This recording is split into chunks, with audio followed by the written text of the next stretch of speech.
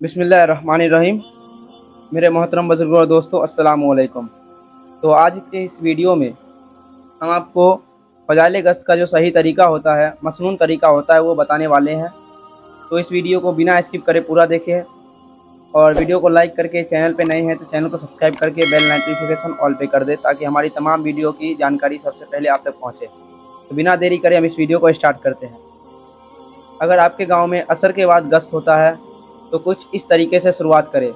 میرے محترم بزرگوں اور دوستوں، اللہ پاک کا بہت بڑا احسان ہوا کہ اللہ پاک نے ہمیں دنیا کی مشغولی سے نکال کر عصر کی نماز باجماعت پڑھنے کی توفیق عطا فرمائی، اور مزید کرم یہ بھی ہوا کہ تھوڑی دیر دین کی نسبت سے بیٹھ کر غور و فکر کرنے کی توفیق عطا فرمائی۔ یہ ہو گیا عصر کے لیے شروعات۔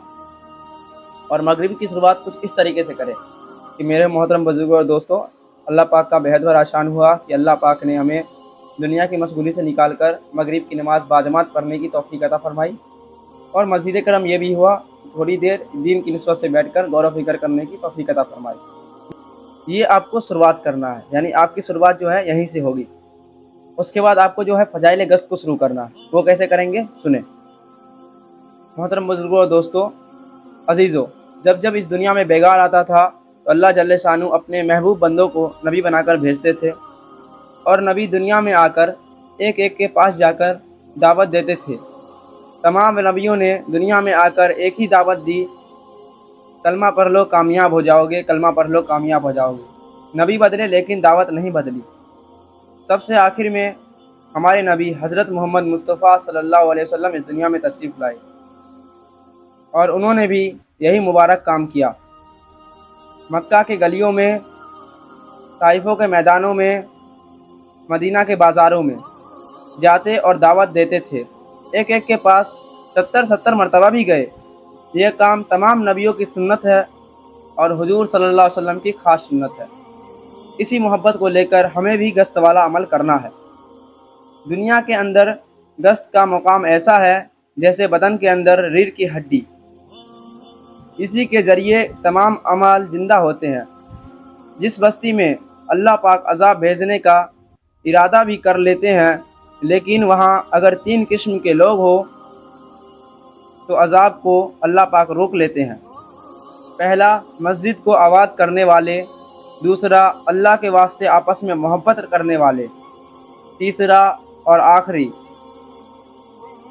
راتوں کو استغفار کرنے والے، یعنی آخری رات کو استغفار کرنے والے جو تہجد میں اٹھ کر استغفار کرتے ہیں۔ یہ 3 اگر لوگ اس دنیا میں رہتے ہیں، اس بستی میں رہتے ہیں، تو اللہ پاک اس بستی میں عذاب نہیں بھیجتے۔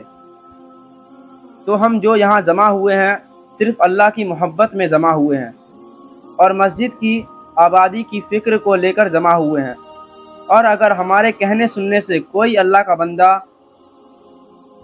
راہ راست پر آ گیا تو راتوں کو اٹھ کر استغفار کرنے والا بندہ بن گیا، اور اس کام سے چاہا بھی یہی جاتا ہے، اللہ سے بچھڑے بھولے بھٹکے بندوں کو اللہ سے ملانا ہے، اور اس کے لیے بے عرض بے تعلق بن کر اللہ کے بندوں کے پاس جانا ہے، اور کمزور ایمان کو لے کر جانا ہے، اور کوئی ایمان کی دعوت دینا ہے تاکہ ہمارا ایمان تازہ ہو جائے۔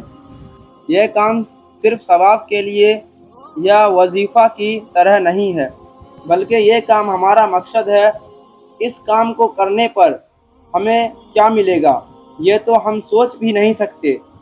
فضائل صرف اس لیے بتائے جاتے ہیں کہ ہمارے اندر کام کرنے کا شوق پیدا ہو۔ ایک حدیث پاک کا خلاصہ ہے، جو شخص اس کام کے لیے قدم اٹھاتا ہے تو پہلے ہی قدم پر ان کی مغفرت کر دی جاتی ہے۔ کتنی بڑی بات ہے۔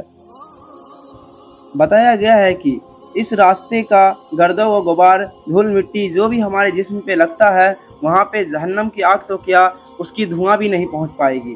ایک قدم پر 700 قدم چلنے کا ثواب، اور ایک مرتبہ سبحان اللہ کہنے پر 7 لاکھ سبحان اللہ کہنے کا ثواب ملے گا۔ یہ کام اتنا بڑا کام ہے، کریں گے انشاءاللہ۔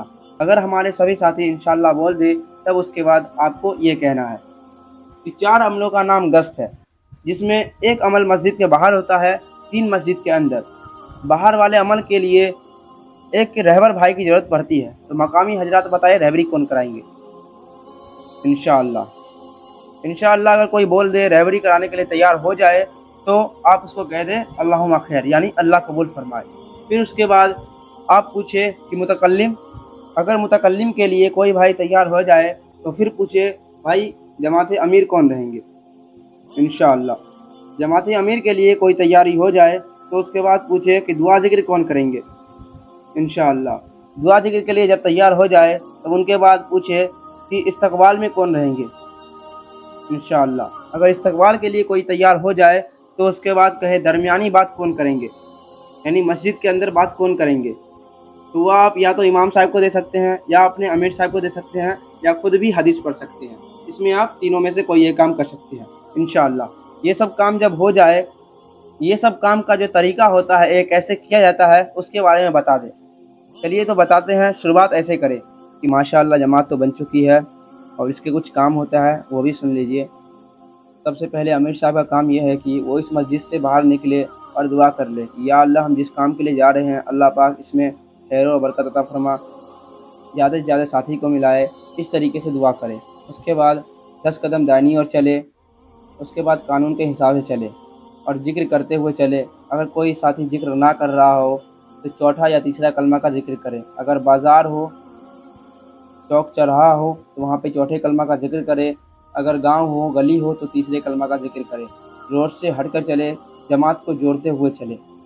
रहबर वाले भाई का काम ये है कि वो जिस भाई से मिले उसे अच्छे से अच्छे नाम लेकर पुकारे, भले उसमें लाख बुराई क्यों ना हो, उसे सबसे अच्छे से नाम लेकर पुकारे जो उसकी अच्छाई हो। और अगर उसकी गोद में बच्चा है तो बच्चे को नीचे उतरवा दे, अगर उसने गंजी पहन रखा है तो उसे शर्ट पहना दे। उसके बाद उसे मुतकल्लिम भाई के पास ला के दे दे। और एक बात का ज़रूर ख्याल रखे रहबर भाई कि दरवाजे और खिड़की से हट कर खड़े हो, ठीक है। मुतकल्लिम भाई के पास ला के दे दे। मुतकल्लिम वाले भाई का काम ये है कि उनसे सलाम दुआ करके, उनसे हाल चाल पूछ के उसको छोटी छोटी हदीस सुनाए। हदीस इतनी लंबी भी ना हो कि तकरीर हो जाए और इतनी छोटी भी ना हो कि ऐलान हो जाए, मीडियम में रखे। और उनसे बात करें, उनसे पूछे कि भाई आप क्यों नहीं मस्जिद आ रहे, अभी वक्त है, अभी जाके पढ़ लीजिए, नहीं तो उनसे इरादा करवा के छोड़ दे। उसके बाद दुआ वाले भाई तस्फरमा के मानिंद होते हैं, यानी वो अल्लाह से अगर दुआ करते रहेंगे लौ लगा कर तो अल्लाह पाक उन लोगों को उतनी ज़्यादा सुनने की हिदायत देंगे। अगर दुआ में गड़बड़ हुई तो वहाँ भी सुनने में गड़बड़ हो जाएगी। और इस्तकबाल वाले भाई इस तरीके से खड़े हो कि आज अगर पूरी दुनिया के लोग इस्तकबाल के लिए आए तो हम इस तरीके से मिलेंगे जैसे हमारा बिछड़ा हुआ भाई मिला है। ये इस्तकबाल वाले भाई का काम है। अगर कोई आदमी आए तो उनसे सलाम करे, गले मिले और उनसे पूछे भाई आपने नमाज़ तो पढ़ ही लिया होगा। अगर वो बोले कि हाँ हमने नमाज़ पढ़ लिया है तो उनसे बोले भाई दरमियानी बात हो रही है, ज़रा साथ दे दीजिए, ज़रा बैठ जाइए। अगर वो बोले कि नमाज़ नहीं पढ़े हैं तो उनसे कहे कि भाई अभी वक्त है, अभी नमाज़ पढ़ लीजिए। उनको वज़ू का पानी आप खुद से दें, उनको लेना ना पड़े।